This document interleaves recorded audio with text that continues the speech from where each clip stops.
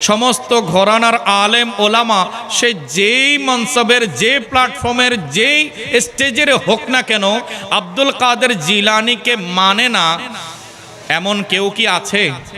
সবাই তাকে চিনে কিনা, জানে, তাকে মানে। কেন? বলে এমন ভাবে চলেছেন মানুষের সামনে সিরাতে মুস্তাকিমকে একেবারে স্পষ্ট করে তুলে ধরেছেন। তো গৌসে পাক আব্দুল কাদের জিলানী আমাদেরকে তালিম দিয়েছেন। কি দিয়েছেন? এখন ওনার তালিম কোন পদ্ধতিতে ছিল, উনি কিভাবে শেখান, কিভাবে জানান? বলে উনি দুই পদ্ধতিতে মানুষকে তালিম দিয়েছেন। বড় করে বলুন সুবহানাল্লাহ। শিক্ষানীতি। কি নীতি? শিক্ষানীতি। আমাদের গেল সরকারের আমলে এই শিক্ষানীতি নিয়ে অনেক সমালোচনা হয়েছে কিনা? কথা বলেন, হয়েছে কিনা? এখনো পর্যন্ত আমরা আশায় আছি যে ভালো একটা শিক্ষানীতি বাংলার সন্তানেরা পাবে এবং সংস্কার কাজ চলছে, চলমান আছে। আমরা প্রত্যাশা রাখি যে এমন একটা স্ট্যান্ডার্ডে আমাদের সন্তানেরা পৌঁছে যাবে, সারা পৃথিবীর সর্বোচ্চ পর্যায়ে র্যাঙ্কে যে সকল শিক্ষার্থীরা আছে তাদের সাথে প্রতিযোগিতায় আমাদের সন্তানেরা সর্বোচ্চ ফলাফলে উত্তীর্ণ হবে ইনশাআল্লাহ। একটু বড় করে বলে আমিন। তাহলে শিক্ষানীতি কিভাবে হওয়া চায় সেটার একটা পদ্ধতি, একটা মেথড থাকতে হয়। টিচিং মেথডটা গৌসে পাক আব্দুল কাদের জিলানীর কেমন ছিল ইনশাল্লাহ কিছু মিনিটের মধ্যে আমি আপনাদের সাথে শেয়ার করতে চাই। আপনারা শুনতে রাজি আছেন? আমরা গৌসে পাক কিভাবে মানুষকে তালিম দিতেন, কিভাবে উনি টিচিং প্রফেশনে ছিলেন এবং মানুষকে কিভাবে আল্লাহর সাথে মিলিত করতেন, এই পদ্ধতিটা জানলে আমাদের ক্ষতি হবে নাকি লাভ হবে? কথা বলেন, ক্ষতি হবে নাকি লাভ হবে? লাভ হবে। আল্লাহ তাআলা আমাদের সবাইকে গ্রহণ করা তৌফিক দান করুক, আমিন। হুজুর শাহিন শাহ বাগদাদ সৈয়দনা শেখ মহিউদ্দিন আব্দুল কাদের জিলানী রাদিয়াল্লাহু তাআলা আনহু তিনি মানুষকে শিক্ষা দিতেন দুইভাবে। কয়ভাবে? দুইভাবে। একটা হচ্ছে ব্যক্তিগত ট্রেনিংয়ের মাধ্যমে, ইন্ডিভিজুয়াল ট্রেনিং।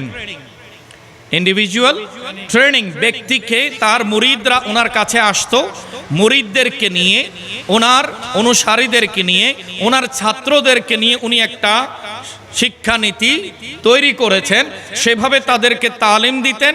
আরেকটা হচ্ছে সাধারণ জনগোষ্ঠীকে, আওয়ামুন নাস, আম্মাতুন নাস, সমস্ত মানুষ যেন কোরআন ও সুন্নাহ এই টিচিং পদ্ধতি থেকে উপকার লাভ করতে পারে, তখন তিনি সেটাকেও পয়গাম মানুষের কাছে পৌঁছিয়ে দিতেন দ্বিতীয় পদ্ধতিতে। একটু বড় করে বলি সুবহানাল্লাহ। আমি প্রথমে দ্বিতীয় পদ্ধতিটা বলি, যেহেতু আজকে আমরা এখানে ছাত্র ওস্তাদ বসেছি এমন নয়, সমাজের বিভিন্ন শ্রেণীর মানুষ আমরা বসেছি কিনা? বসেছি। হুজুর গাউসে পাক সৈয়দনা শেখ মহিউদ্দিন আব্দুল কাদের জিলানীর কাছেও সমাজের সব শ্রেণীর মানুষ জড়ো হতেন, ওনারা আসতেন। আসলে উনি তাদেরকে মাহরুম করতেন না। সপ্তাহে 3 দিন, কয়দিন? প্রতি সপ্তাহে 3 দিন নির্দিষ্ট সময়ে তিনি জনসাধারণের উদ্দেশ্যে ওয়াজ করতেন। একটু বড় করে বলুন সুবহানাল্লাহ। কি করতেন?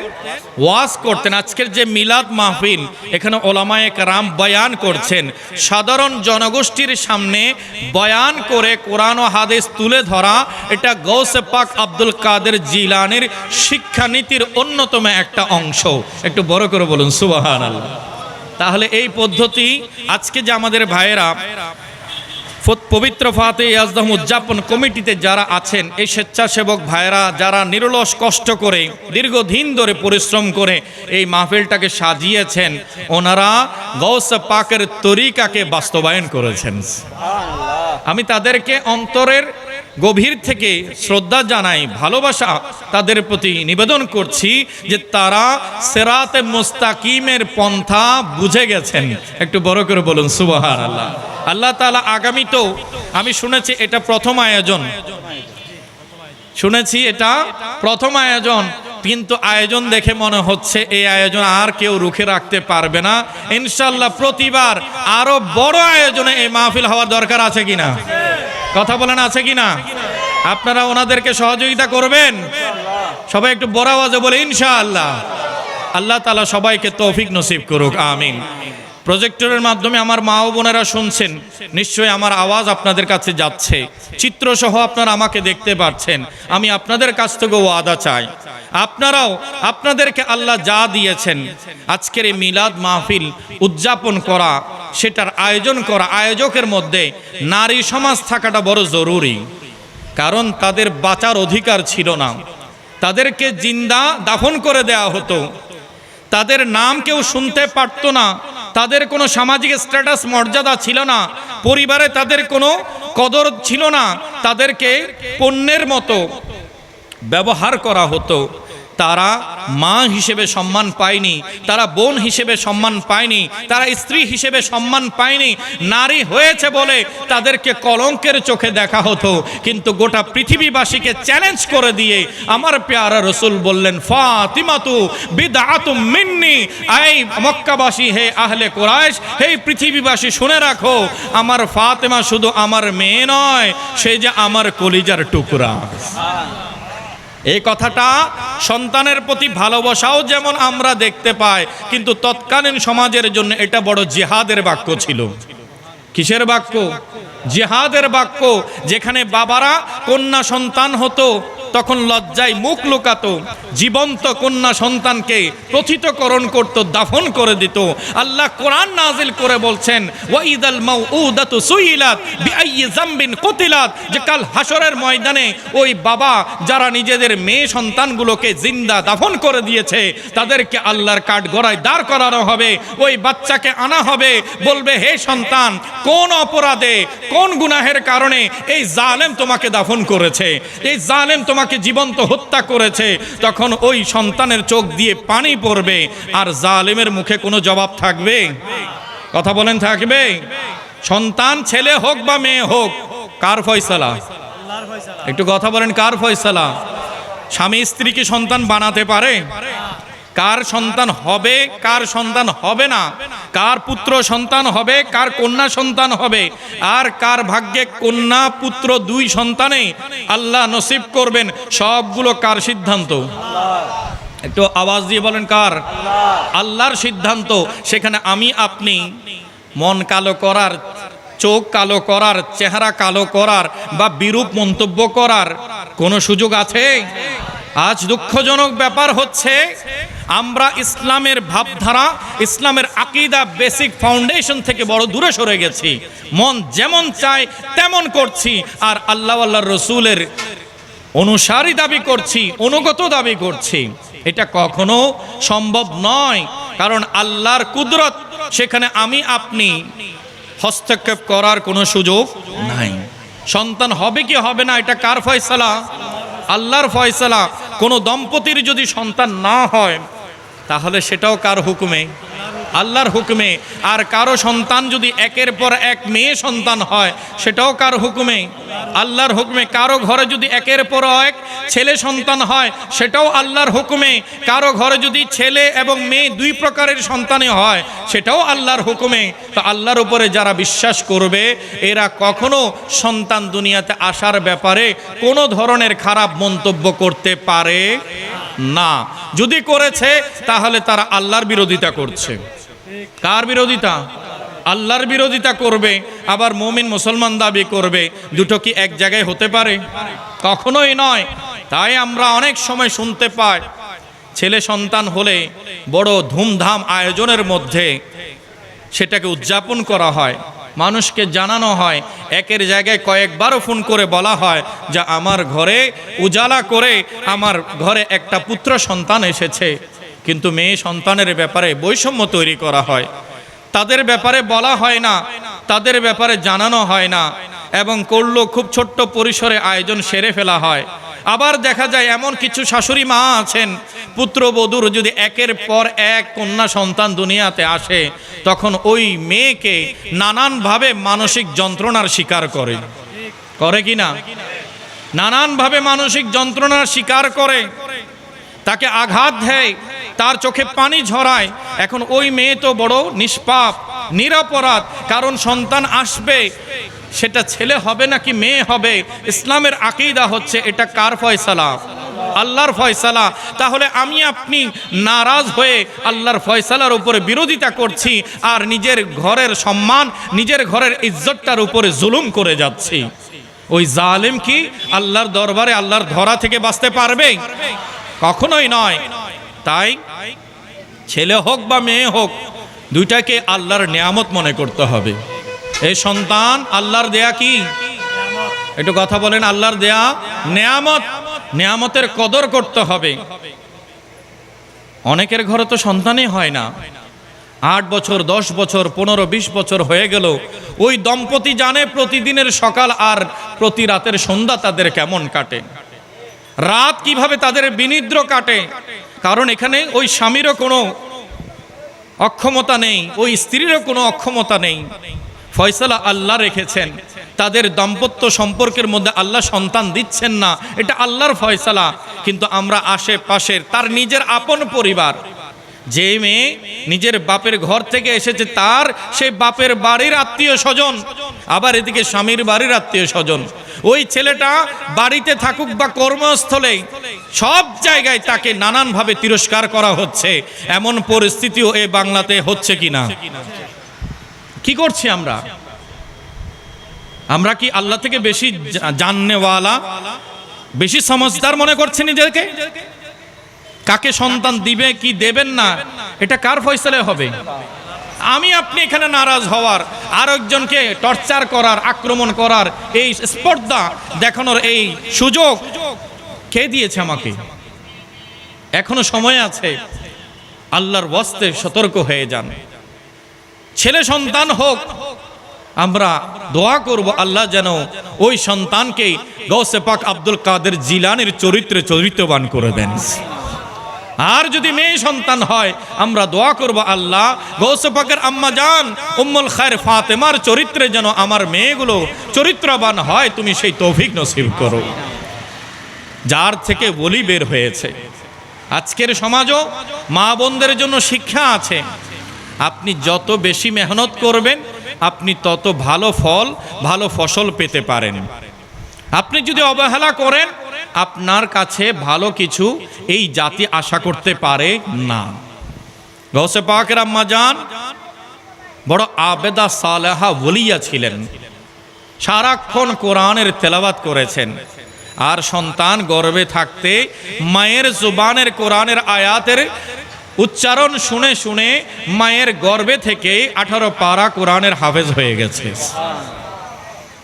বর্তমান সাইকোলজিস্ট যারা আছে, মনোবিজ্ঞান নিয়ে যারা কাজ করছেন, সেই সাইকোলজিস্টরাও যদি প্রমাণ করে, বর্তমানে যারা গুগল সার্চ ইঞ্জিন ব্যবহার করেন, আমি আপনাদেরকে বলবো, একজন নবজাতক সন্তান মায়ের গর্ভে থাকা অবস্থায় তার আচার আচরণ, তার হিয়ারিং পাওয়ার, লিসেনিং পাওয়ার সম্পর্কে সাইকোলজিস্টদের মতামত যদি আপনারা পড়েন, আপনারা দেখবেন ওলি আল্লাহর কারামতগুলো আসলেই বাস্তব।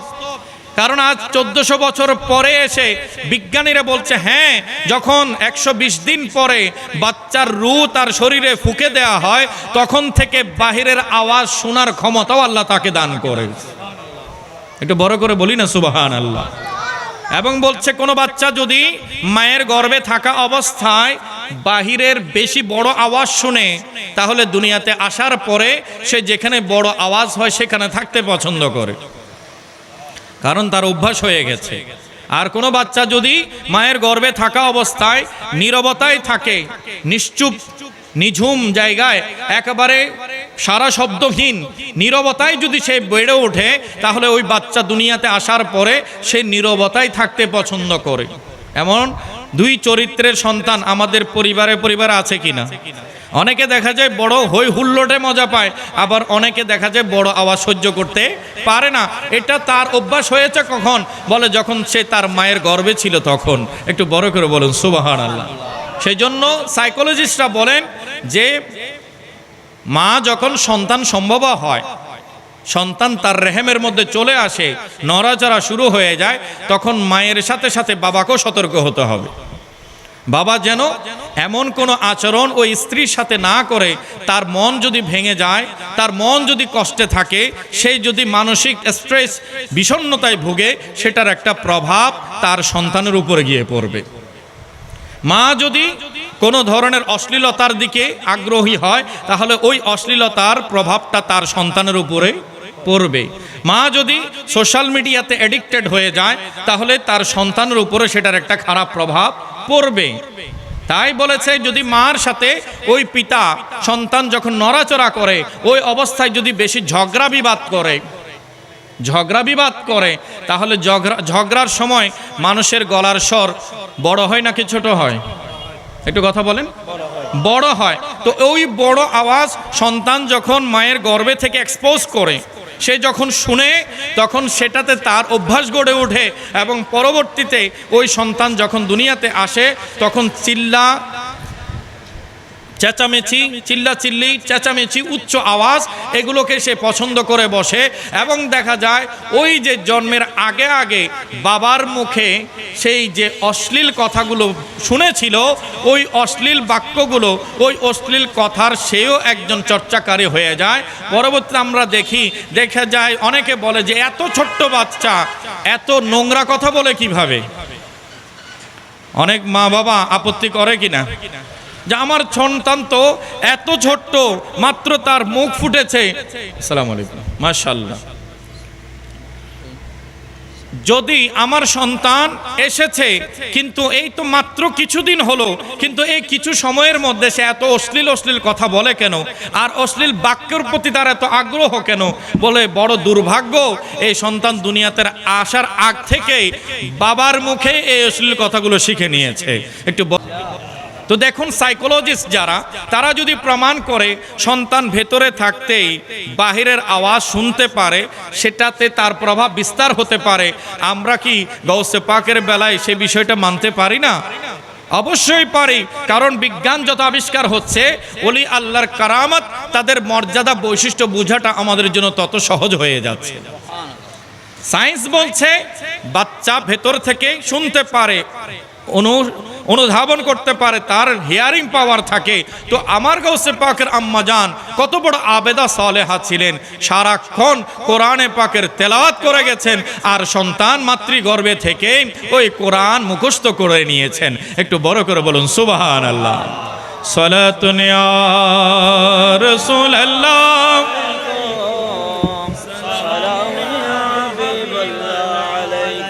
दो आलम क्यों ना हो कुर्बानी पर खुदा भी है रज़ा ज़ोए मोहम्मद सल्लल्लाहु अलैहि।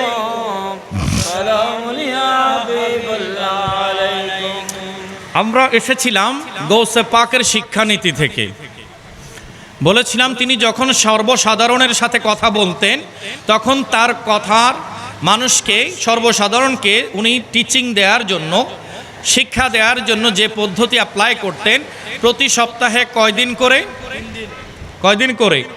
3 দিন করে তিনি মানুষের সাথে দেখা দিতেন, সবাইকে নিয়ে মজলিস কায়েম করে বসতেন এবং তাদের সামনে দ্বীনি ওয়াজ করতেন। একটু বড় করে বলি আলহামদুলিল্লাহ। প্রথমে ওই ওয়াজে 2-3 করে শরিক হয়েছে। কতজন? 2-3 করে শরিক হয়েছে। সময় যত গড়াতে লাগলো, এই সংখ্যা বাড়তে লাগলো। আর বাড়তে বাড়তে বাহজাতুল আসরার কিতাবের মধ্যে ইমাম আবুল হাসান শাতনুফি রহমতুল্লাহি আলাইহি বলছেন, সেই সময়ে আব্দুল কাদের জিলানী রাদিয়াল্লাহু তাআলা আনহুর বয়ানে 1-2 নয়, শত নয়, বরঞ্চ একই মজলিসে 70,000-এরও বেশি মুসল্লি শরিক হতেন। অথচ সেই মজলিসে এমন উন্নত মানের সাউন্ড সিস্টেম ছিল না, কারণ এগুলো তখন আবিষ্কার হয়নি। দূরে আওয়াজ পৌঁছানোর জন্য এমন কোনো মিডিয়াম ছিল না। কিন্তু দেখা যায় ওনাকে আল্লাহ সুবহানাহু ওয়া তাআলা এমন এক মহান কারামত দান করেছেন, ওনার সামনে থাকা ব্যক্তি যেভাবে শুনতো, একেবারে 70,000 মানুষের মধ্যে সর্বপেছনে যে বসা ছিল, সেও হুবহু একই টিউনে, একইভাবে তার ওয়াজ শুনতে পেত। আল্লাহ চাইলে পারেন কিনা? আল্লাহ চাইলে পারেন। এই ক্ষমতা আল্লাহর ওলিদের মাধ্যমে যখন প্রকাশ করেন, তখন সেটা ওলিদের কারামত হয়ে যায়। একটু বড় করে বলি সুবহানাল্লাহ। শেখ আব্দুল কাদের জিলানী রাদিয়াল্লাহু তাআলা আনহু আরেকটা পদ্ধতি ছিল, সর্বসাধারণকে নিয়ে তিনি বসতেন। বিশেষ করে যারা নেতৃবর্গ, নেতৃস্থানীয় ব্যক্তি ছিলেন, স্থানীয় সরকার এবং রাষ্ট্রপ্রধান, তাদেরকে নিয়ে তিনি বৈঠক করতেন এবং তাদের পরিচালনায় কোন কোন বিষয় অসঙ্গতিপূর্ণ, কোন কোন বিষয় শরীয়ত লঙ্ঘন করছে, সেগুলোকে তিনি ফাইন্ড আউট করতেন, পয়েন্ট আউট করতেন এবং সবগুলোকে রিশেপ করার জন্য, তাদেরকে সুন্দরভাবে সাজিয়ে দেওয়ার জন্য ইসলামী ধাঁচে তাদের পুরো ব্যবস্থাপনা সিস্টেমটাকে তিনি সাজিয়ে দিতেন। একটু বড় করে বলি সুবহানাল্লাহ। ওয়াজটা বুঝতে পেরেছেন? বলছেন যে তৎকালীন সময়ে যারা নেতৃস্থানীয় ছিল, যারা গভর্নর ছিল, যারা প্রশাসক ছিল, তিনি তাদেরকে নিয়ে একটা বৈঠক করতেন এবং তাদেরকে তাদের পরিচালনার ক্ষেত্রে কি কি সীমা লঙ্ঘন হচ্ছে, কি কি বিধান তারা পাস করে চলে যাচ্ছেন এবং কি কি দুর্নীতি অসঙ্গতি ঢুকে পড়ছে, এগুলোকে তিনি মার্কিং করতেন এবং একটা একটা করে তাদেরকে সংশোধন করে দিতেন। একটু বড় করে বলি সুবহানাল্লাহ। তাহলে দেখুন, একজন আলেম, একজন ওলি, একজন মুহাদ্দিস, একজন মুফতি, উনিই পারেন মানুষকে সঠিক গাইডলাইন দিতে। গাউসে পাকের আমলে শাইন শেখ বাগদাদ সাইয়েদনা শেখ মুহিউদ্দিন আব্দুল কাদের জিলানীর জীবনী যদি আমরা স্টাডি করি, তাহলে দেখা যায় ওনার সময়ে উনি যত বড় উচ্চ পদস্থ সরকারি কর্মকর্তা ছিল, ওনাদেরকে বিশেষভাবে নিয়ে বসতেন। ওই মিটিংয়ে, ওই সভার মধ্যে তাদের দপ্তরগুলোর চালু থাকা বা চলমান কর্মসূচিগুলো, পদক্ষেপগুলো, প্রকল্পগুলো নিয়ে আলোচনা হতো এবং সেখানে ডিসকাশনে যেগুলো শরীয়ত লঙ্ঘন করে, সীমা অতিক্রম করে যায়, তখন সেগুলোকে তিনি সেখানে থামিয়ে দিতেন এবং তাদেরকে পরিপূর্ণ ফিল্টার করে দিতেন। ফিল্টার বুঝেন? ফিল্টার মানে কি? পরিশোধন করা। আমরা পানিতে জীবাণু থাকলে সেটাকে পরিশোধন করার জন্য পিওর পানির জন্য পিউরিট ব্যবহার করি। কেমন পিউরিট ব্যবহার হয় না ঘরে ঘরে? কেন? কারণ পানির নাম জীবন। আবার জীবন যদি হুমকির মুখে পড়ে যায়, তখন ওই পানিটাই মরণ হয়ে যাবে। ওই পানিটাই কি হয়ে যায়? মরণ হয়ে যায়, মরণের কারণ হয়ে যায়। তো মৃত্যু থেকে বা বড় বড় রোগ জীবাণু থেকে বাঁচার জন্য ফিল্টার করতে হয় পানি। আর শুধু হুজুর গাউসে পাক আব্দুল কাদের জিলানী রাষ্ট্র সুন্দরভাবে পরিচালনার জন্য রাষ্ট্রপ্রধানদের কলবকে ফিল্টার করে দিতেন। একটু বড় করে বলি সুবহানাল্লাহ। আল্লাহ তাআলা আমাদের সবাইকে গাউসে পাককে মনে প্রাণে গ্রহণ করার তৌফিক দান করুন। ওলে দিগর রাজা মহারাজ লোমদের সালাম খানি আব্দুল কাদের নে ওলে দিগর রাজা মহারাজ লোমদের সালাম খানি জিলানী কৃপা করে রাখো মোদের লাজ, কৃপা করে রাখো মোদের লাজ, ও গো কুতুবে রব্বানী আব্দুল কাদের জিলানী, আব্দুল কাদের জিলানী। মুসিবতে পড়ে আমরা ডাকি তোমায় দস্তগীর, মুহূর্তে উদ্ধার করো ও গো মোদের বড় পীর, ও গো মোদের বড় পীর। নাই তুলনা বিশ্বে তোমার, নাই তুলনা বিশ্বে তোমার, পীরানা পীর লাসানি আব্দুল কাদের জিলানী। ওলে দিগর রাজা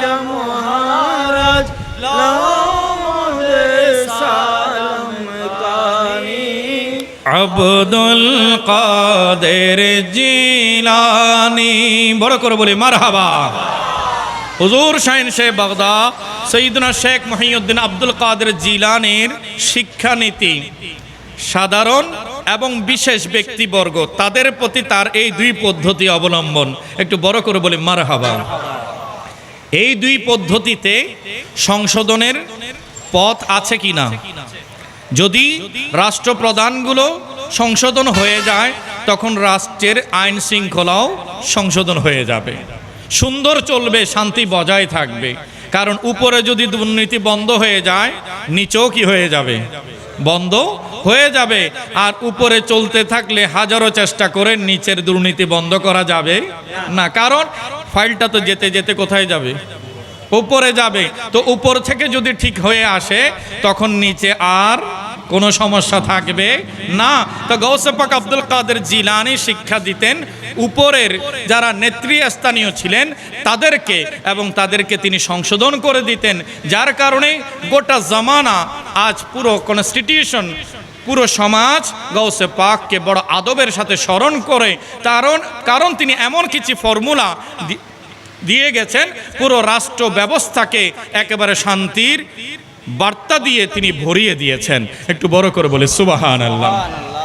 এবার আসুন, সাধারণ শিক্ষার্থী এবং ওনার মুরিদেরা, ওনার কাছে যারা তালিম গ্রহণ করতেন, তখন তাদের জন্য তিনি 10টি মেথড অ্যাপ্লাই করতেন। কয়টি? 10টি। এক নম্বরে তিনি বলতেন, কথায় কথায় আল্লাহর উপরে শপথ করবে না। আমাদের মধ্যে অনেকের বদভ্যাস আছে, কিছু হতে না পারলে হতে না হতে খোদার কসম, আল্লাহর কসম, কোরআনের কসম এভাবে করে বলে ফেলে। এমন কিছু লোক আছে কি না? অথচ সেই যে কসমটা করেছে একটা মিথ্যার উপরে করেছে, তার মিথ্যাটাকে সে টিকানোর জন্য আল্লাহর নাম ব্যবহার করেছে। একটু বড় করে বলুন নাউজুবিল্লাহ। তাহলে সেখান থেকে উত্তরণের জন্য আমাদের পথ কি? কোরআনে আল্লাহ সুবহানাহু ওয়া তাআলা ইরশাদ করেছেন, ওয়ালা তাজআলুল্লাহা উরদাতান লিআইমানিকুম আন তাবাররু ওয়া তাত্তাকু। আল্লাহর নামকে তোমরা তোমাদের শপথের অজুহাত বানিও না, নেক কাজ ও তাকওয়া থেকে বিরত থাকার জন্য। আল্লাহর নাম তোমরা ব্যবহার করছো, অজুহাত হিসেবে সামনে দাঁড় করাচ্ছ কিসের জন্য? তোমাদের অন্যায়কে প্রতিষ্ঠা করার জন্য। আল্লাহ বলছেন আমার নামকে এভাবে তোমরা ব্যবহার করিও না, কারণ এতে করে আল্লাহর মানহানি হয়। আল্লাহর কি হয়? মানহানি হয়। তো এখন কেউ যদি আল্লাহকে অসম্মান করে, আল্লাহকে বেইজ্জত করে, সে কি আল্লাহর রহমত পেতে পারে? না। তাহলে প্রথম নম্বরে শাহিন শেখ বাগদাদ সৈয়দনা শেখ আব্দুল কাদের জিলানী রাদিয়াল্লাহু তাআলা আনহু তালিম দিতেন, আল্লাহর নামে তোমরা বেশি বেশি শপথ করবে না, যা করো সঠিকভাবে করো।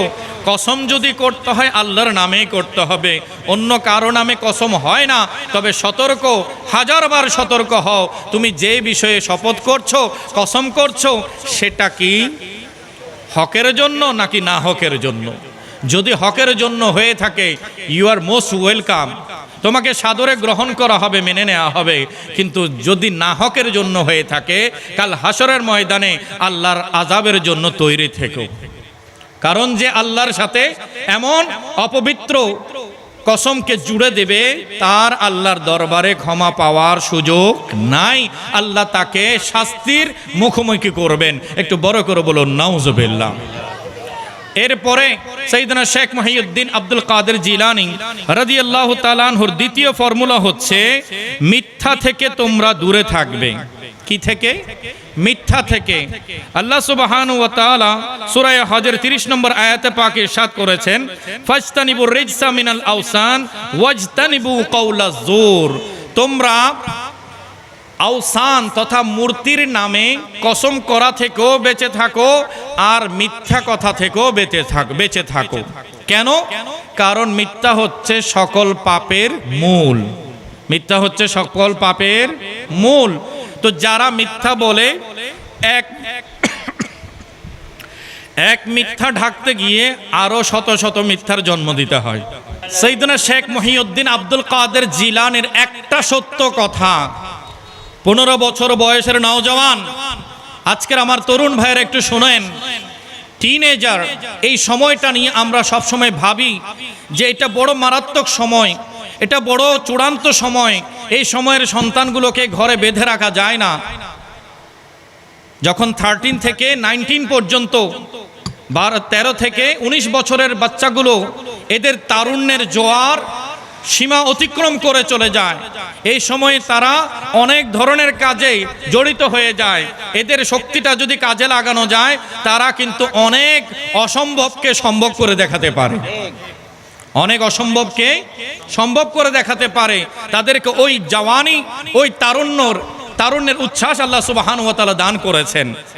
কিন্তু আমরা যদি শেখ মহিউদ্দিন আব্দুল কাদের জিলানীকে দেখি, উনি তরুণদের জন্য রোল মডেল, তরুণদের জন্য রোল মডেল, মহান আদর্শ। 15 বছরের সন্তান, মা থেকে বিদায় নিয়েছেন, আমি বাগদাদের নিজামিয়া ইউনিভার্সিটিতে পড়তে যাব। আমাদের সন্তানেরা বিদেশে পড়তে যায় কি না? কথা বলেন, যায় কি না? যায়। তো আমরা মায়েরা, বাবারা আশা করি আমার ছেলে বিদেশে যাচ্ছে, ইউরোপে যাচ্ছে স্টুডেন্ট ভিসায়। কি ভিসায়? স্টুডেন্ট ভিসায়। শিক্ষা, উচ্চ শিক্ষার ভিসা নিয়েছে, প্রবাসে যাচ্ছে, ইউরোপে যাচ্ছে, আর সেখানে গিয়ে ওই ছেলে পড়াশোনা করবে। আবার আমাদের আশা থাকে আমার ছেলে একটা ভালো মানের জবও খুঁজে নেবে, মাস শেষ হলে সে যেন আমার কাছে কিছু হ্যান্ডসাম টাকাও পাঠাতে পারে। এরকম আশা মা বাবার অন্তরে আছে কিনা? কথা বলেন, আছে কিনা? আছে। গৌসে পাক সাইয়েদনা শেখ মহিউদ্দিন আব্দুল কাদের জিলানী রাদিয়াল্লাহু তাআলা আনহুর আম্মা জান সন্তানকে বিদায় দিচ্ছেন, উচ্চ শিক্ষার জন্য সন্তান চলে যাচ্ছে।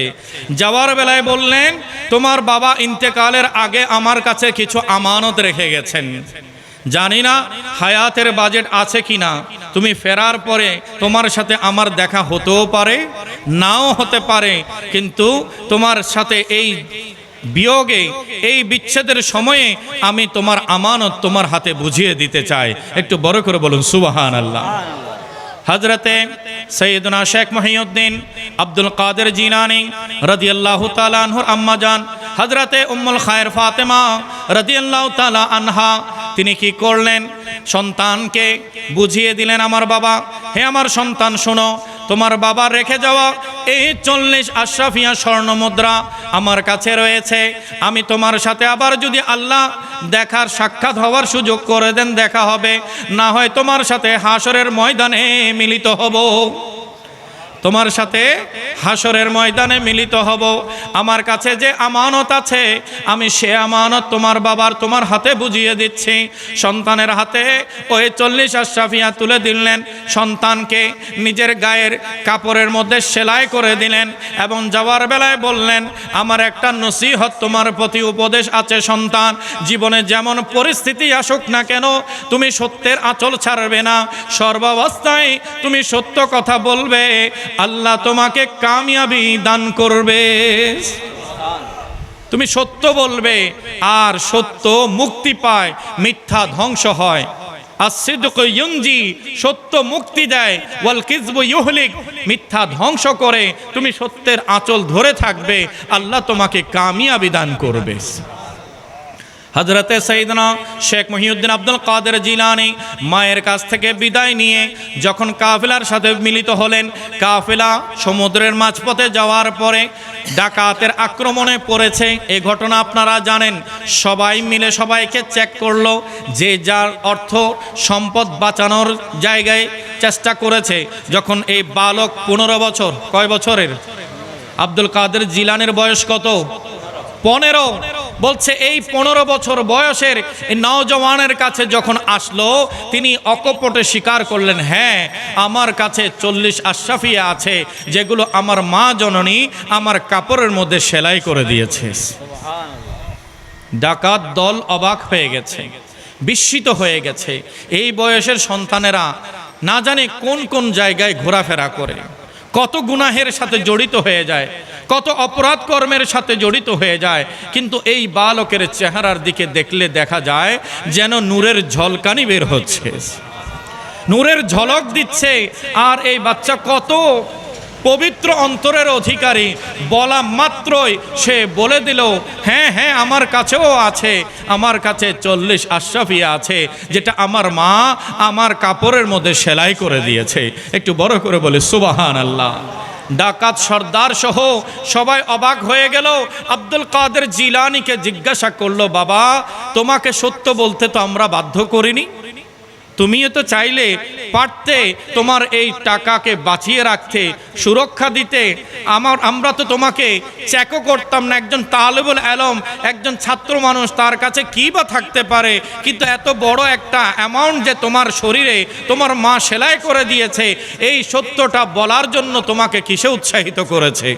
একটু বড় করে বলুন সুবহানাল্লাহ। বলে, আমি তো সাধারণ কোনো পরিবারের সন্তান নই, আমি সৈয়দ বংশের সন্তান, আমি তো নবীর আওলাদ। আর আমার মা জননী উম্মুল খায়ের ফাতেমা, তিনি তো ইমামে হুসাইনের আওলাদ। আমাদের পরিবার কখনো আমাদেরকে মিথ্যা বলতে শেখায়নি।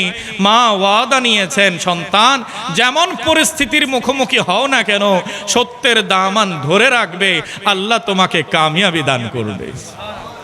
বাস এই কথা বলার দেরি, বান্দার অন্তরের দুনিয়া পরিবর্তন হয়ে গেছে। শেখ আব্দুল কাদের জিলানী ওলি হয়েছেন কখন? যখন মায়ের গর্ভে ছিলেন তখন। মাতৃগর্ভেই তিনি কি ছিলেন? ওলি ছিলেন। উনি দুনিয়াতে এসে ওলি হননি, আল্লাহ সুবহানাহু ওয়া তাআলা ওনাকে মাদার জাত ওলি বানিয়েছেন। একটু বড় করে বলুন সুবহানাল্লাহ। যখন 15 বছরের এই বালক ওলির নজর ওই ডাকাতদের উপরে পড়ে গেল, তখন তাদের তকদিরের সেতারা চমকে উঠল। নিগাহে ওলি মে ये तासीर देखी, निगाहे वली में ये तासीर देखी, बदलती हजारों की तकदीर देखिए, निगाहे वली में। বড় করে বলে মারহাবা। যখন ওলির নজর পড়ে গেছে, তখন মুর্দা কলব জিন্দা হয়ে গেছে। এতদিন সেখানে তৌহিদের কথা ছিল না, সেখানে আল্লাহর জিকির ছিল না, তো যে কলবে আল্লাহর জিকির নাই, ওই কলব তো মরা কলব। সেটা কি? মরা কলব, মুর্দা কলব। যখন ওলির নজর পড়ে গেছে, ওই কলবের মধ্যে আল্লাহর জিকির জারি হয়ে গেছে। বলছে আর দেরি কিসের? এই মহান বালক যার মায়ের সাথে করা একটা ওয়াদা সেটা লঙ্ঘন করেনি, আমরা মালিকের সাথে না জানি প্রতিদিন কত শত শত ওয়াদা লঙ্ঘন করছি। এই বালক আব্দুল কাদের, আপনার কাছে আমরা আশ্রয় চাই, আপনার পবিত্র হাতে আমাদের কবুল করে নিন। সৈয়দনা শেখ মহিউদ্দিন আব্দুল কাদের জিলানী 15তম বছরের এই কাফেলার সফরের মধ্যে ওই পুরো ডাকাত দলকে নিজের আওতাধীন করে নেন, তওবা পড়িয়ে তাদের সবাইকে কামেল মুমিনের তালিকাভুক্ত করিয়ে নেন। একটু বড় করে বলুন সুবহানাল্লাহ। তাই বলছিলাম, ওনার শিক্ষানীতির দ্বিতীয় ফর্মুলা হচ্ছে মিথ্যা পরিহার করতে হবে। কি পরিহার করতে হবে? মিথ্যা পরিহার করতে হবে। তাহলে বিপরীতে বলা চলে সদা সর্বদা সত্য কথা বলবে। 3 নম্বর হচ্ছে প্রতিশ্রুতি পালন, ওয়াদা রক্ষা করবে। তার টিচিং মেথডে 3 নম্বর ফর্মুলা হচ্ছে ওয়াদা রক্ষা করবে। কারণ যে ওয়াদা ভঙ্গ করে সে মুমিন নয়, সে মুনাফিক। সে কি? মুনাফিক। আমার প্যারা রাসূল সাল্লাল্লাহু আলাইহি ওয়াসাল্লাম ইরশাদ করেছেন, আয়াতুল মুনাফিকে সালাসুন। নবী মুস্তাফা বলছেন মুনাফিকের আলামত হচ্ছে 3টি। ইজা হাদ্দাসা কাযিবা বা কাযাবা, যখন সে কথা বলে কথায় কথায় মিথ্যা বলে। 2 নম্বরে ওয়াইদা ওয়াদা আখলাফা, যখন তাকে ওয়াদা দেয়া হয় সেই ওয়াদার বরখলাপ করে, ওয়াদা ভঙ্গ করে। 3 নম্বরে ওয়াইদা তুমিনা খানা, যখন তার কাছে কোনো কিছু আমানত রাখা হয় তখন সে আমানতের খেয়ানত করে, আমানত আত্মসাৎ করে। একটু বড় করে বলুন নাউজুবিল্লাহ।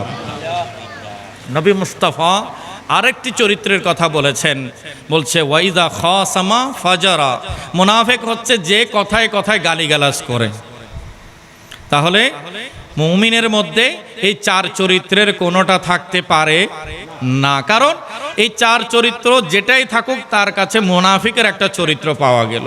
আমার রসুল বলেছেন মুমিন কখনো মিথ্যাবাদী হতে পারে না, মুমিন কখনো আত্মসাৎকারী হতে পারে না, মুমিন কখনো ওয়াদা ভঙ্গকারী হতে পারে না, আর মুমিন কখনো অশ্রাব্য অশ্লীল ভাষাভাষী হতে পারে না। সে সদা সর্বদা সুন্দর এবং নেক ভালো কথা বলবে, মানুষ তার কথা শুনে মুগ্ধ হবে, তার জন্য অন্তর থেকে দোয়া দিতে থাকবে। আল্লাহ তাআলা আমাদের সবাইকে এই চরিত্র ধারণ করা তৌফিক দান করুক, আমিন।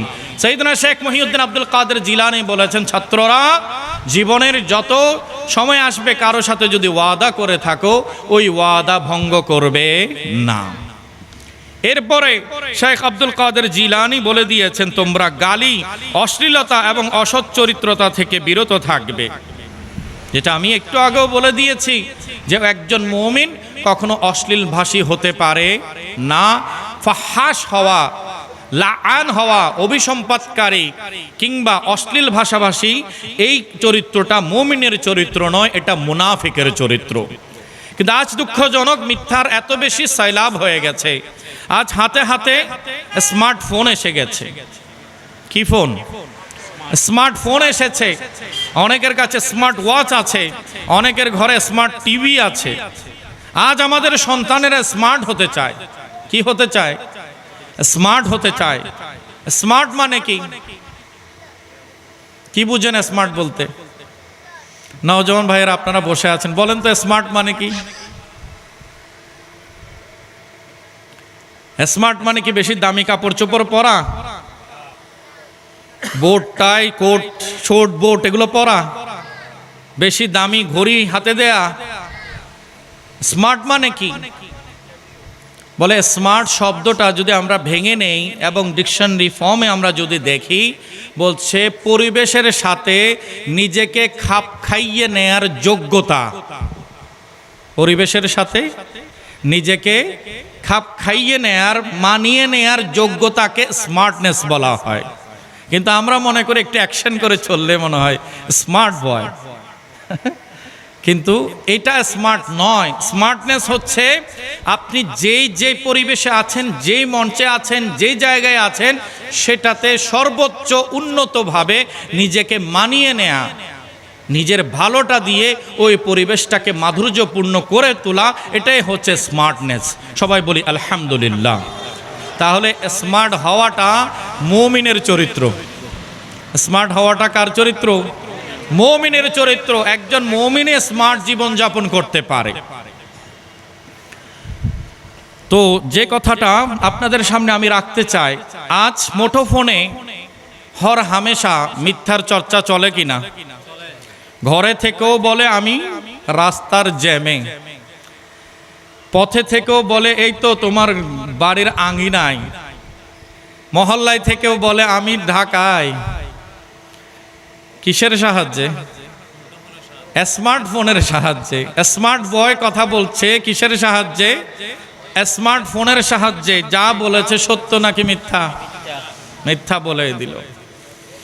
আরো বড় অবাক করা বিষয়, ছোট ছোট শিশু, অবুঝ শিশু, তাদেরকে দিয়েও মিথ্যা বলায়। তাদেরকে দিয়েও কি মিথ্যা বলায়? গৌসে পাকের আম্মাজান বলেছেন, যেই সময় তুমি যে পরিস্থিতির মুখোমুখি পড়ো না কেন, মিথ্যা বলবে না, সত্য বলবে।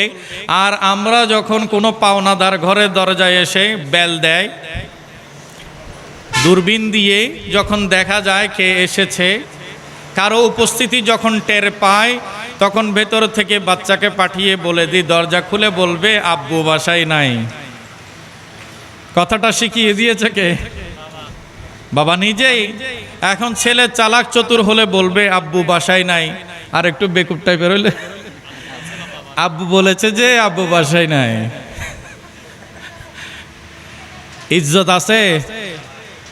হ্যাঁ, সম্মান যেটা আগে ছিল এটা আর আছে? দুই জায়গায় আপনি লজ্জিত। এক হচ্ছে নিজের বাচ্চার কাছেও ছোট হয়ে গেলেন, আরেক পাওনাদারের কাছেও কি হয়ে গেলেন? ছোট হয়ে গেলেন। কারণ কি? আপনি মিথ্যা বলেছেন, মিথ্যা শিখিয়েছেন। তা আমরা যেন এমন চরিত্র না করি, যার সাথে যেভাবে যোগাযোগ করার, যাকে যেভাবে ম্যানেজ করা, আমি যেন সত্য বলেই করি। আমরা মনে করি যে আমি এখন যেন বেঁচে যাই। এখন এই যে এখন বেঁচে যাওয়ার প্রতিযোগিতায় আমরা লিপ্ত হয়েছি, কদমে কদমে আপনাকে মিথ্যা বলতে হবে। আজকে না হয় উনি দরজা থেকে চলে গেছেন, কালকে দেখা হলে ভাই আপনার কাছে গিয়েছিলাম, তখন কোথায় ছিলেন? আবারও বলবে আমি ঘরের বাইরে ছিলাম। তাহলে মিথ্যা আবার রিপিট হচ্ছে কিনা? বলছে আপনি কিভাবে জানলেন? বলে আপনার ছেলে বলেছে। তাহলে মিথ্যা আবার হলো। ছেলে কি দিয়ে মিথ্যা বলিয়েছে কে? তাহলে একটা মিথ্যা ঢাকতে গিয়ে কত শত শত মিথ্যাকে জয়েন করে ফেলতে হচ্ছে। আমি আপনার কোনো খবরও নাই। কিন্তু বলি আল্লাহর পথে থাকলে বান্দা ফিল্টার হয়ে যায়। বান্দার জীবনে আর কোনো ধরনের মিথ্যার অংশগ্রহণ হতে পারে না। রব্বুল আলামিন আমাদেরকে গৌসে পাকের মিশন মোতাবেক সদা সর্বদা সত্য বলার তৌফিক দান করুক। আরেকটা পথ হচ্ছে কারো উপরে বদদোয়া দেয়া, কথায় কথায় লানত করে। এমন কিছু মানুষ আছে কিনা? আছে। বিশেষ করে মা বাবা যারা আছেন, আমি তাদের কাছে হাত জোর করে এই আবেদনটা রাখব। আপনার সন্তান সে ভালো আচরণ করুক বা খারাপ আচরণ করুন, এটা আপনারই তো। আপনার দোয়া যেমন তার পক্ষে কবুল, আপনার বদদোয়াও কিন্তু সাথে সাথে তার পক্ষে কবুল হয়ে যায়। আপনি যে কথায় কথায় না বুঝে তাকে নানানভাবে বলে ফেলেন যে তোর উপরে আল্লাহর গজব পড়ুক, তুই নষ্ট হয়ে যা, ধ্বংস হয়ে যা, বিভিন্ন রকমের আমরা ঝগড়ার সময় বা রাগান্বিত স্বরে বলে ফেলি কিনা? বলে ফেলি। তো এই বলে ফেলাটা আল্লাহর দরবার পর্যন্ত পৌঁছে যায়। তাই জুবান থেকে অভিসম্পাদ বের করার আগে খুব সতর্ক থাকবেন। কাউকে অভিশাপ দেওয়ার জন্য আমরা আসিনি, আমরা এসেছি সবার জন্য দোয়া করার জন্য। আমরা চেষ্টা করব আমাদের সন্তানগুলো যেন শুদ্ধ হয়ে যায়। যদি আমরা আমাদের বয়ান দিয়ে, আমাদের চর্চা আলোচনা দিয়ে সংশোধন করতে না পারি, অন্তত আল্লাহর কাছে দোয়া করব, আল্লাহ তুমি আমার সন্তানগুলোকে হেদায়েত দান করো। অনেক মা বাবা আছে লক্ষ টাকা সন্তানের পেছনে খরচ করে, কিন্তু প্রত্যেক ফরজ নামাজের পরে নিজের সন্তানের জন্য দোয়া করেছে এমন অভিভাবক কয়জন আছে? আলেম ওলামার কাছে আসবে, ইমাম সাহেবের কাছে আসবে, হুজুর আমার মেয়ের জন্য একটু দোয়া করুন, আমার ছেলের জন্য দোয়া করুন। আবার কিছু হাদিয়াও দেয়। এরকম ভাইয়া যেমন নাচ শুনে হাদিয়া দিয়েছেন না, আমরা আলেমদেরকেও কিছু হাদিয়াও দেন যে হুজুর একটু খাস করে আমার ছেলের জন্য দোয়া করবেন। আলেম ওলামা দোয়া করবেন, মসজিদের যারা খেদমত করছেন ওনারা দোয়া করবেন। এই দোয়া ঠিক আছে, কিন্তু সন্তানের বড় হক হচ্ছে মা বাবা সন্তানের জন্য দোয়া করবে, আর সন্তান প্রতি ফরজ নামাজের পরে আল্লাহর দরবারে মা বাবার জন্য দোয়া করবে। এই হকটা আমাদের চর্চা থেকে অনেক দূরে সরে গেছে। সেজন্য আজ আমার বোনেরা আমার কথা যারা শুনছেন, আজ থেকে সন্তানের জন্য কোনো অভিসম্পাত, কোনো লানত নয়। আজ থেকে কর্মসূচি হবে প্রতি ফরজ নামাজের পরে আমার ছেলে আমার মেয়ের জন্য আমি আল্লাহর দরবারে হাত তুলে দেব। গৌসে পাকের আম্মা জানের দোয়া যেভাবে কবুল হয়েছে, তিনি কুতুবুল আখতাব গৌসুল আজম হয়ে গেছেন। সুলতানুল আরেফিন বাইজিদ বুস্তামি এত বড় মর্যাদা বান হয়েছেন কার দোয়ায়? একটু বড় করে বলেন না, কার দোয়ায়? শেখ ফরিদ, বাবা শেখ ফরিদ এত বড় আল্লাহর ওলি হয়েছেন কার দোয়ায়? মায়ের দোয়ায়। তো মা যদি খালেস নিয়তে দোয়া করে, সাধারণ থেকে আল্লাহ অসাধারণ বানিয়ে দেয়, সাধারণ থেকে অসাধারণ বানিয়ে দেয়। তা আল্লাহর কুদরত এখনো আছে কিনা? আল্লাহর ক্ষমতা আছে কিনা? তা আমাদের একটু চেষ্টা করতে হবে। আমরা লানত দেব না, আজ থেকে আমরা কি করব? দোয়া করব, আল্লাহ আমার সন্তানকে তোমাকে চেনার তৌফিক দান করো। অনেকে দোয়া করি সন্তানের ভালো একটা চাকরি হোক, ভালো একটা মেয়ের যেন মিলে যায়, তাকে যেন শাদী করিয়ে দিতে পারে, ভালো একটা প্রমোশন যেন হয়, এটার জন্য সবাই আমরা দোয়া চাই। কিন্তু আজ পর্যন্ত একজন অভিভাবক এরকম পাইলাম না যেটা এসে বলে, হুজুর আমার ছেলেটা আল্লাহ যেন চিনতে পারে, রসুল যেন চিনতে পারে, ওলি আল্লাহ যেন চিনতে পারে, 5 ওয়াক্ত নামাজ যেন ঠিকভাবে পড়তে পারে, এটার জন্য একটু দোয়া করুন। এরকম অভিভাবকের সংখ্যা সমাজে কম নাকি বেশি? দুনিয়ার জন্য কত দোয়া, কিন্তু আখেরাতের জন্য কোনো দোয়া নাই। কিন্তু আসল ঠিকানা আখেরাত। শেষ করে দেব, যেহেতু আমাদের একটা নির্দিষ্ট সময় ছিল। যা আলোচনা হওয়ার হয়ে গেছে। আমার আগেও দুজন মুস্তানাদ উলামায়ে কেরাম বয়ান করেছেন, ওনাদের বয়ান থেকে আপনারা উপকৃত হয়েছেন। জানি না আমি কতটুকু আপনাদেরকে জানাতে পেরেছি। তবে হুজুর শাহিন সাহেব বাগদাদের 10টি ফর্মুলার মধ্যে আমি 5টি পর্যন্ত বলে ফেলেছি। আরেকটি বলে আমি শেষ করছি, মুসলিমদের বিরুদ্ধে কুফরির ফতোয়া না দেয়া। এটা কিন্তু খুব গুরুত্বপূর্ণ। মুসলমানকে কথায় কথায় কাফের বলে, মুসলমানকে কথায় কথায় মুশরিক বলে, এমন একটা প্রজাতি আছে কিনা? এদেরকে আমি শ্রেণী বলছি না, প্রজাতি। এদের বিবেক কোথায় গেছে আল্লাহ বেহতর জানে।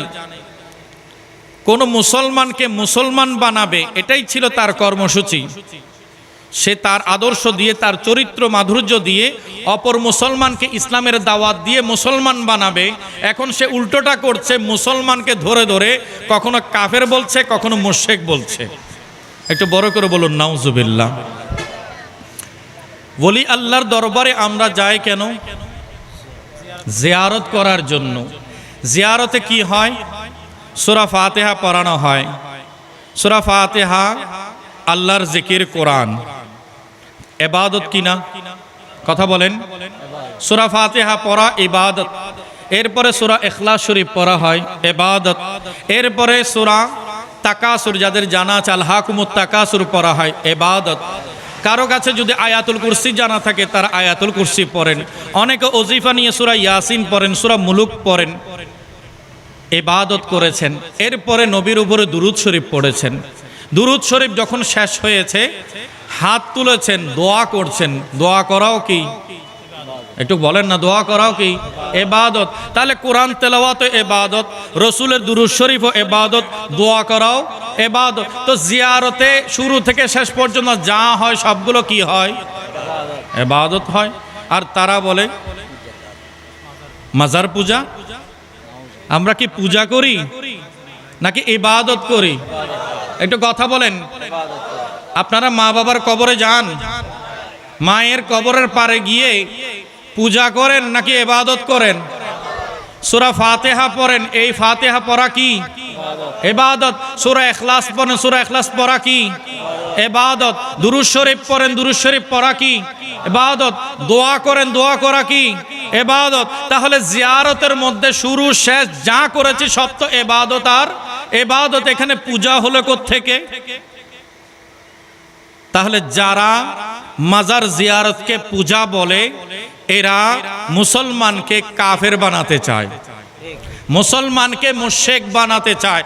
এদের সাথে আমাদের কোনো সম্পর্ক নাই, কোনো ঝগড়া নাই। বাস্তব কথা হচ্ছে, কোনো একজন বান্দা মুসলমান, সে কাফের নয়। তাকে যদি জোরপূর্বক কেউ কাফের ফতোয়া দেয়, ওই ফতোয়া রিপিট হয়ে যায়, রিটার্ন করে। যে ফতোয়া দিয়েছে সে নিজে কাফের হয়ে যায়। একজন বান্দাকে যখন কেউ মুসলমান অবস্থায় কাফের মনে করবে, মুশরিক বলবে, সে নিজে কি হয়ে যাবে? কাফের হয়ে যাবে। তো এদের জন্য আর বদদোয়া করার কিছু নয়। আমরা বলি আল্লাহকে মানি, কারণ কোরআন বলি আল্লাহর বয়ান করেছে। আমরা বলি আল্লাহকে মানি, আমার রসুলের হাদিস ওলি আল্লাহর কথা বয়ান করেছে। আমরা বলি আল্লাহর কাছে যায় আল্লাহর রহমত পাওয়ার আশায়। নবীগণ যেহেতু বলি আল্লাহর কাছে গিয়েছেন, হযরতে খিজির আলাইহিস সালামের কাছে হযরতে মুসা কালিমুল্লাহ গিয়েছেন, হযরতে মারিয়ামের দরবারে হযরতে জাকারিয়া আলাইহিস সালাম গিয়েছেন। এগুলো কোরআন বয়ান করেছে, এগুলো বানোয়াটি কোনো কিচ্ছা কাহিনী নয়। হযরতে আসিফ বিন বরখিয়া থেকে আমার হযরতে সুলাইমান আলাইহিস সালাম সহযোগিতা গ্রহণ করেছেন, ইস্তেমদাদ গ্রহণ করেছেন। হযরতে জাকারিয়া আলাইহিস ইসলামের ঘটনা আল্লাহ কোরআনে বয়ান করেছেন। এভাবে করে যদি আমি এখন বয়ান করতে চাই, 100টা জায়গা আমি বয়ান করে দেখাতে পারবো যেখানে সরাসরি ওলিদের কারামত এবং মর্যাদার কথা আল্লাহ নিজে বয়ান করেছেন। তা আল্লাহ যেটা বয়ান করেছেন এটা মেনে নিতে এত অসুবিধা কেন? এটা সমস্যা কোথায়?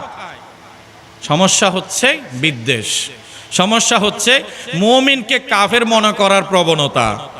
শেখ আব্দুল কাদের জিলানী বলেছেন, মুমিন মুসলমানকে কাফর বলিও না, কারণ এই কুফরের ফতোয়া তোমার নিজের দিকে ফেরত আসবে, তুমি নিজেই ঈমান হারা হয়ে যাবে।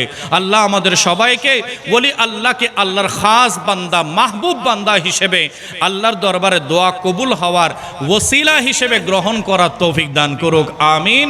ওনাদের জীবন চরিত্র আমাদেরকে অনুকরণ করার আল্লাহ তৌফিক দান করুক, আমিন। আমার জন্য দোয়া করবেন, আমি আপনাদের জন্য দোয়া করছি। আল্লাহ তাআলা আজকের এই আয়োজন ইন্তজামকে কবুল করুন, আমিন। ওয়া আখিরু দাওয়ানা আনিল হামদুলিল্লাহি রাব্বিল আলামিন। আসসালামু আলাইকুম ওয়া রাহমাতুল্লাহি ওয়া বারাকাতুহু।